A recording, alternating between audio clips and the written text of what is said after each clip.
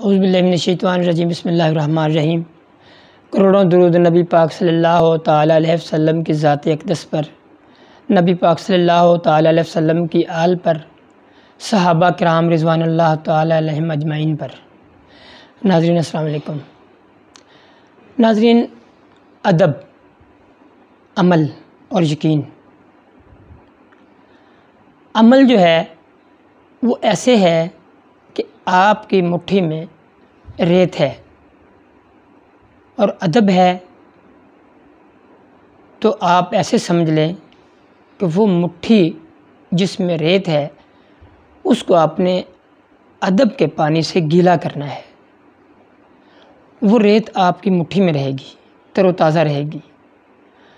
اگر ادب کے پانی سے اس کو نم نہ کیا گیا تو کیا ہوگا؟ آپ کے جو عمل کی ریت ہے وہ مٹھی سے خشک ہو کر گرتی رہے گی، اور آپ کو اس کا احساس بھی نہیں ہوگا، اور آپ خالی ہاتھ رہ جائیں گے۔ ادب جو ہے وہ اللہ کی ذات پاک نے اس قدر زور دیا، نبی پاک صلی اللہ تعالیٰ علیہ وسلم کی ذات اقدس کے ادب پر۔ سکھا کون رہا ہے ادب؟ قرآن پاک میں اللہ کی ذات پاک۔ کس کا ادب سکھا رہی ہے اللہ کی ذات پاک؟ نبی پاک صلی اللہ تعالیٰ علیہ وسلم کی ذات اقدس کے۔ اور سکھایا کن کو جا رہا ہے؟ صحابہ کرام کو، جو عشرہ مبشرہ، جن پر جنت کی مہریں لگی ہوئی تھی۔ تمام مومنین، مومنات، مسلمین، مسلمات کو جا بجا قرآن پاک میں ادب آپ پڑھیں گے۔ جتنی تربیت اللہ کی ذات پاک نے مومنین، مومنات، مسلمین، مسلمات، صحابہ کی حضور نبی پاک صلی اللہ تعالی وسلم کی شان میں بیان کی ہے، جتنا اللہ کی ذات پاک نے تاکید میرے آقا کریم صلی اللہ تعالی علیہ وسلم کی ذات اقدس کے ادب کی ہے۔ قُلْ إِن كُنتُمْ تُحِبُّونَ اللَّهَ فَاتَّبِعُونِي يُحْبِبْكُمُ اللَّهُ۔ آپ جا بجا دیکھیں گے نبی پاک صلی اللہ علیہ وسلم کی کتنی شان بیان فرمائے، میرے اللہ کی کریم ذات نے کتنا ادب سکھایا۔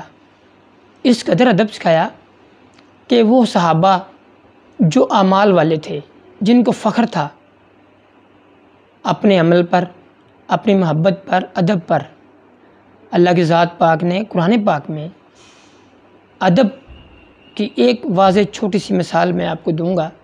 قرآن کریم میں اللہ کی ذات پاک نے یہ فرمایا، اے ایمان والو، اپنی آوازوں کو نبی پاک صلی اللہ تعالیٰ علیہ وسلم کی ذات اقدس کی آواز سے پست رکھو۔ ایسا نہ ہو کہ آپ کے عمل ضائع ہو جائیں اور آپ کو پتہ بھی نہ ہو۔ اندازہ کیجئے، انسان کی روح کانپ جاتی ہے کہ میرے آقا کی آواز سے اونچی آواز کرنا بھی اللہ کی ذات پاک کو گوارا نہیں۔